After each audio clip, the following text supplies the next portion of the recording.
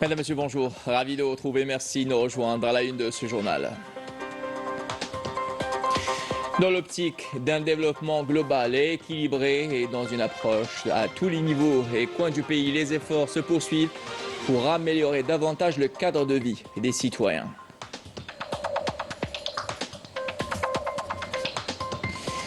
Et entre génocide et crimes de guerre, plus de 22 nouveaux martyrs et 48 blessés suite aux agressions militaires de l'occupation sioniste, ciblant les zones montagneuses au sud du Liban. Et pas de répit pour les Palestiniens dans la bande de Raza qui enregistre des dizaines de martyrs quotidiennement.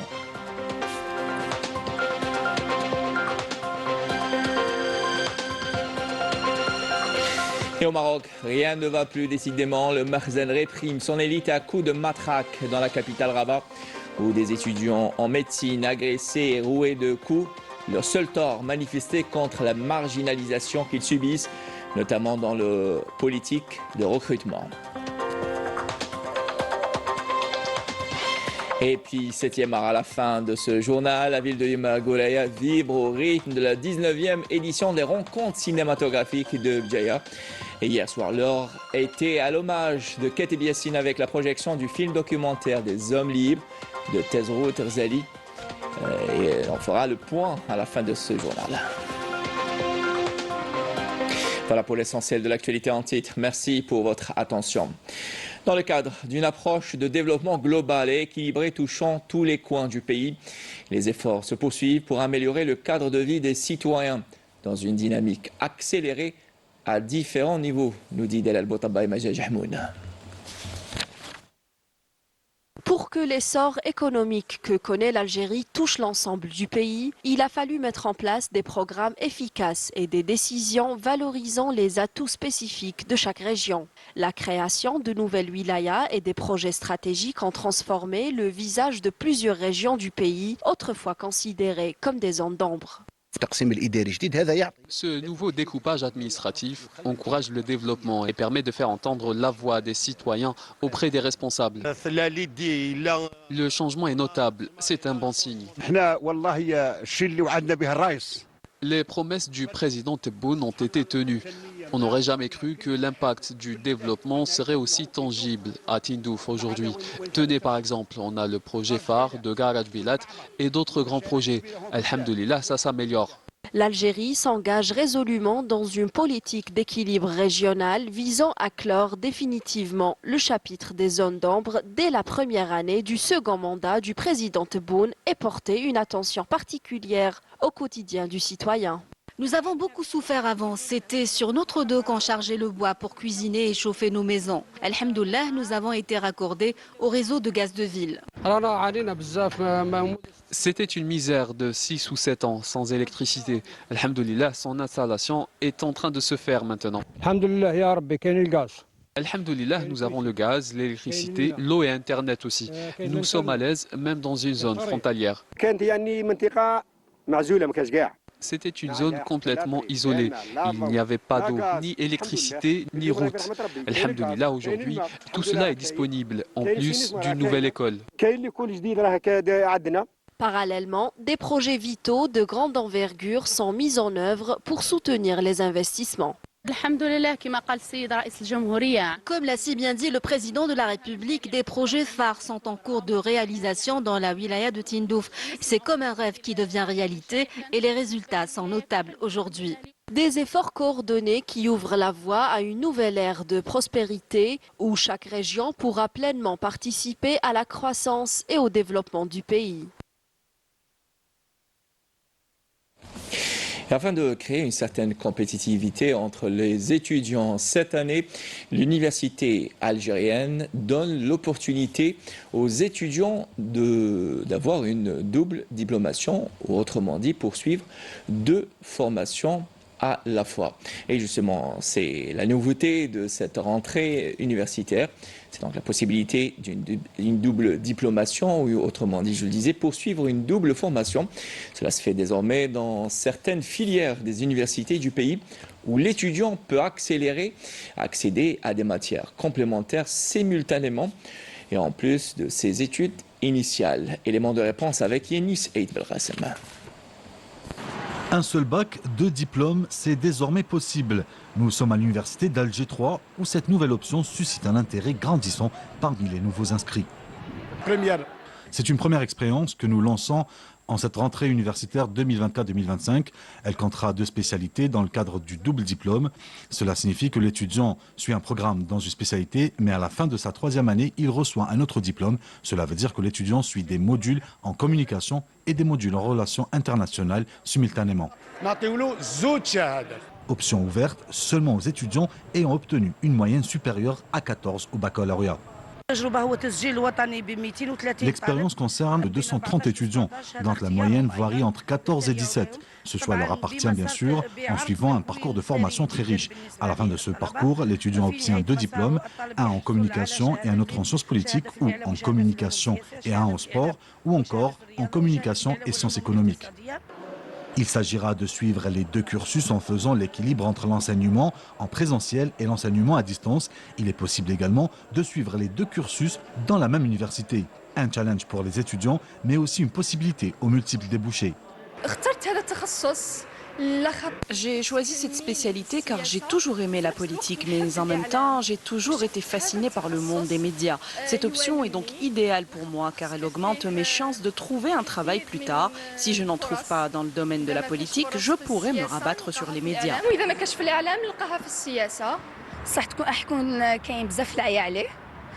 De préférence, c'est vrai. Après 50 heures du 2 diplômes, c'est mieux bien sûr, mais راح يكونوا كاينين بزاف لي زيفور عليه. Mais pour un élève excellent يقدر ويشوف روحه بلي capable, c'est bien يخرج ب2 diplômes à la fin. La double diplomation est une nouvelle réforme permettant aux universités de s'adapter aux mutations constantes du marché du travail. Elle permettra aux étudiants d'acquérir le maximum de compétences afin d'accroître leur employabilité et faciliter l'insertion des nouveaux diplômés dans la vie socio-économique du pays. Le principal objectif est d'offrir une formation plus spécialisée et de produire un étudiant créatif et innovant, en particulier dans son domaine et sa spécialité. Ce qui est demandé aujourd'hui à l'université, c'est de jouer un rôle clé pour élever le niveau de la formation et suivre les transformations actuelles. Le secteur de l'enseignement supérieur évolue vers une plus grande polyvalence pour une meilleure optimisation des compétences, offrant aux étudiants les outils pour relever les défis de demain. Et depuis la tribune du Conseil de sécurité, lors d'une session urgente tenue hier soir consacrée à la situation au Moyen-Orient, le ministre des Affaires étrangères Ahmed Attaf a appelé le Conseil de sécurité à agir et d'une manière urgente pour arrêter l'agression sioniste sur le Liban. On l'écoute. Le Liban, frère, subit à nouveau une agression israélienne flagrante, une agression brutale et barbare dont l'atrocité et l'horreur ne sont égalées que par ce que vit Gaza. Cette agression fait partie intégrante de la politique d'escalade que l'occupation sioniste et coloniale a adoptée comme approche privilégiée et stratégie délibérée sur plusieurs fronts et dans plusieurs directions à travers tout le Moyen-Orient. Et Attaf a affirmé que le Conseil de sécurité réalise que la question de la sécurité et de la stabilité dans la zone du Moyen-Orient ne restera pas otage des caprices et délires de l'occupation sioniste qui ne croit pas en la paix et que le travail pour arrêter l'escalade sioniste, c'est le moins que l'on puisse faire et ce qu'on attend du Conseil de sécurité. On l'écoute.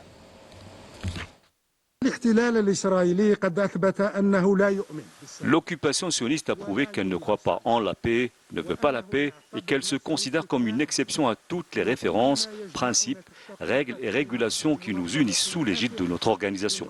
Dans ce contexte, l'Algérie affirme qu'œuvrer pour la désescalade est le minimum que nous puissions attendre du Conseil de sécurité aujourd'hui avant demain. La région du Proche-Orient a plus que jamais besoin de la conjugaison de tous les efforts pour l'épargner des affres d'une guerre totale qui se profile à l'horizon proche et non lointain. Et dans la situation au Liban, de nouveaux raids sionistes sur plusieurs localités du sud du Liban, dont certaines dans des zones montagneuses, notamment à Maïsara et Nabatia, ont fait dans la nuit d'hier 22 martyrs et 48 blessés. Le bilan humain ne cesse de s'alourdir. Les frappes aériennes massives de l'armée sioniste sur le Liban ont fait plus de 600 martyrs, dont des femmes et des enfants, et près de 2000 blessés avec près d'un demi-million de déplacés. L'armée sioniste a annoncé poursuivre ses bombardements dans le sud et l'est du pays, annonçant qu'elle a préparé une invasion terrestre, nous dit Amel Barba. Ces files de voitures interminables attendent de pouvoir gagner la capitale libanaise Beyrouth. Des dizaines de milliers de Libanais ont été forcés de quitter leur maison, fuyant les bombardements sionistes. Ces derniers s'intensifient sur le sud du Liban pour le 4e jour consécutif, attisant la crainte d'un embrasement régional près d'un an après le début de l'agression dévastatrice sur Gaza. De nouveaux raids sionistes sur plusieurs localités, dont certaines dans des zones montagneuses, ont fait dans la nuit d'hier 22 martyrs et 48 blessés. Comme à son accoutumée, l'entité sioniste agit en toute impunité, prenant pour cible les civils, les maisons et les hôpitaux. Un hôpital public de la ville de Nabatiyeh, dans le sud du Liban, le seul hôpital de la région, a subi des dommages importants à la suite d'une frappe à proximité. L'armée sioniste a également visé délibérément les représentants des médias. Un caméraman de la chaîne de télévision libanaise El Manar, Kamel Karaki, est tombé en martyr lors d'une attaque de l'aviation sioniste, alors que mardi, c'est le journaliste d'El Mayadin Online, Hadi El-Sayed, qui a été tué dans un raid qui visait son domicile. Il faut dire que le bilan humain ne cesse de s'alourdir au fil des heures. Les frappes aériennes massives de l'armée sioniste sur le pays du Cèdre ont fait plus de 600 martyrs, dont des femmes et des enfants, et près de 2000 blessés, avec environ un demi-million de déplacés. L'armée sioniste a annoncé poursuivre ses bombardements dans le sud et l'est du pays, annonçant qu'elle préparait une invasion terrestre, malgré les appels hier en marge de l'Assemblée générale des Nations unies à New York à un cessez-le-feu immédiat de 21 jours. Et en Palestine occupée, les agressions se poursuivent dans la bande de Gaza. Entre génocide et crimes de guerre, plusieurs dizaines de Palestiniens tombent en martyrs quotidiennement sous les raids de l'entité sioniste, nous dit Olivier Yousfi. À l'intérieur de ce conteneur, plus de 88 corps envoyés par l'entité sioniste dans ce quartier de Gaza. Des corps déchiquetés pour certains, en décomposition pour d'autres, sans aucun indice quant à leur identité. Personne n'arrive à identifier ces corps. Comment peut-on savoir si c'est notre sœur, notre frère ou autre? Comment peut-on les enterrer sans connaître leur identité?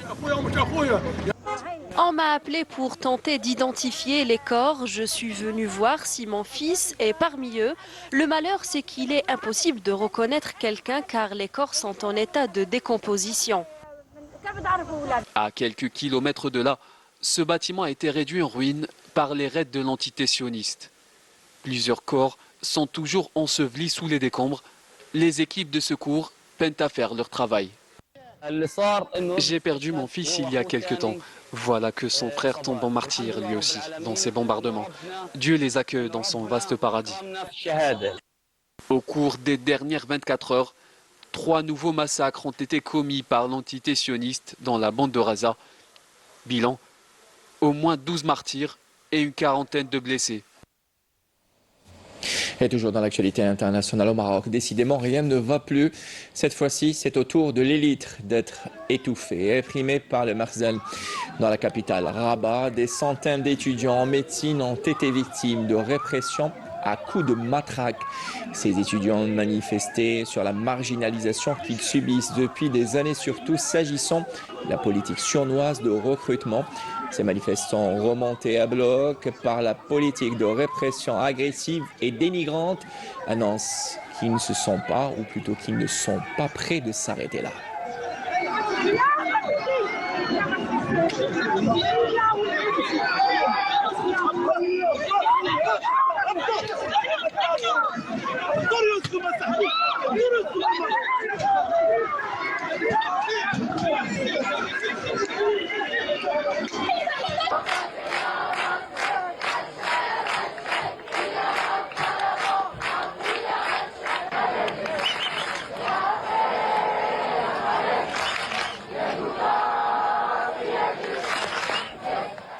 Retour chez nous et depuis la base militaire de Boufarik, un chargement de 70 tonnes d'aide humanitaire a été envoyé au camp des réfugiés sahraouis au profit des sinistrés des dernières perturbations climatiques qu'a connues la région.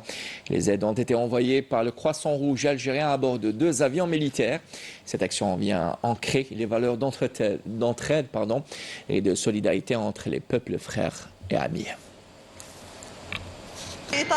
Dans le cadre d'une intervention d'urgence après cette catastrophe naturelle et en exécution des instructions du président de la République, chef suprême des forces armées, ministre de la Défense nationale, 2 avions de transport militaire relevant des forces aériennes algériennes ont été mobilisés pour transporter une cargaison d'aide humanitaire à destination des camps de réfugiés sahraouis à Tindouf après les inondations qui ont touché le camp de réfugiés à Dakhla. Il s'agit en fait d'une cargaison de 70 tonnes d'aide humanitaire avec des couvertures, des matelas ainsi que des produits alimentaires.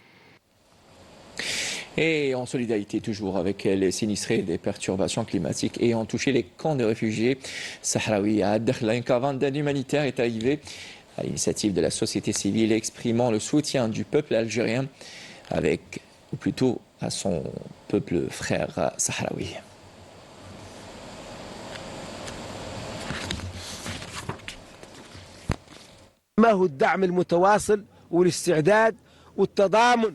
On assiste aujourd'hui à un soutien indéfectible et à un élan de solidarité sans commune mesure. On atteste cette énième caravane qui vient d'arriver chez nous en l'espace d'une semaine seulement. Et puis un grand merci aux jeunes de la wilaya de Tindouf, dignes représentants de la société civile algérienne. Nous sommes fiers de vous car vous répondez toujours présent à l'appel des Sahraouis, que ce soit pour soutenir la femme sahraoui, l'enfant sahraoui ou de manière générale le peuple sahraoui. Merci beaucoup. Et puis cinéma pour terminer ce journal. La ville de Yemagoraya vibre au rythme de la 19e édition des rencontres cinématographiques de Bdjaya. Et hier, l'heure était à l'hommage du grand écrivain Kateb Yassine avec la projection du film documentaire des hommes libres de Tarzout Rzali. Un documentaire qui aura fait l'unanimité, nous dit notre envoyé spécial Mounir Arbi.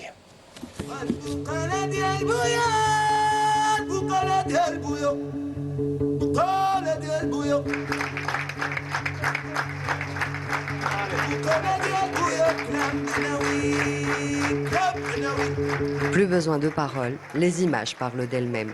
Le public bougiote ovationne la fin du film documentaire en hommage au poète, dramaturge et écrivain Kateb Yassine, Des hommes libres, réalisé par Tarzout Rzali, qui n'est autre que l'épouse d'Amazir Kateb. Ce dernier nous livre son sentiment lors de son retour sur les pas de son père.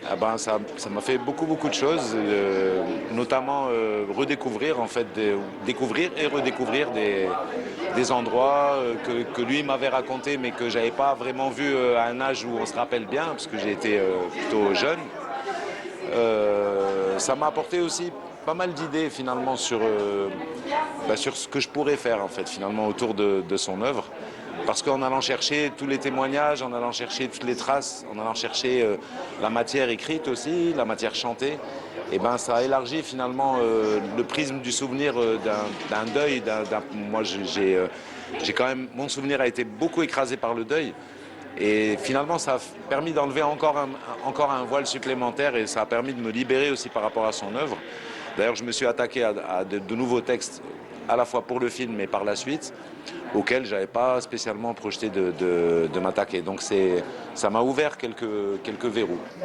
Un travail de longue haleine pour la réalisatrice qui a finalement achevé son travail grâce à la participation de la famille, mais surtout à sa détermination. J'ai eu beaucoup de difficultés à aborder certains volets de sa vie, enfin presque tous les volets de sa vie, parce que il est d'une grande complexité. Heureusement que j'avais Amazir à côté et ma belle-mère, la maman d'Amazir, qui m'ont beaucoup aidé dans la démarche, la recherche d'archives, la recherche de la vraie information. Ici est la rue de Nedjma, mon étoile. La seule artère où je veux rendre l'âme. C'est une rue toujours crépusculaire, dont les maisons perdent leur blancheur comme du sang. Nedjma, cette étoile qui continue de faire résonner encore et toujours la voix de notre poète, Kateb Yassine. Nedjma, c'était pas seulement la femme. D'ailleurs, quand on cherche la femme, ça ramène très vite la patrie.